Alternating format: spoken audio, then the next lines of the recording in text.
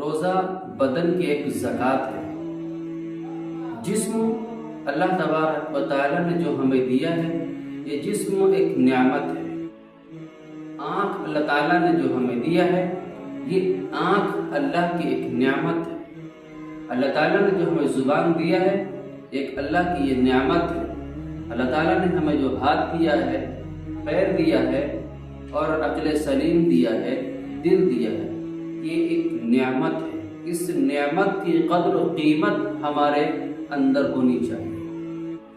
تو جس طرح مال کی ایک زکوٰۃ ہوتی ہے، جائیداد کی بھی ایک زکوٰۃ ہوتی ہے، پراپرٹی کی بھی ایک زکوٰۃ ہوتی ہے، اور جس طرح بہت سارے جانور ہو اس کی بھی زکوٰۃ ہوتی ہے، اسی طرح جسم کی بھی زکوٰۃ ایک ہوتی ہے۔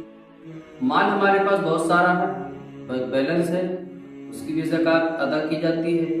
تو ہر چیز کی ایک زکوٰۃ ہوتی ہے، اسی طرح جسم کی ایک زکوٰۃ بھی ہوتی ہے۔ اب جسم کی زکوٰۃ کیا ہے؟ جسم کی زکوٰۃ یہ ہے کہ روزہ رکھا جائے۔ جسم کی زکوٰۃ ایک روزہ ہے۔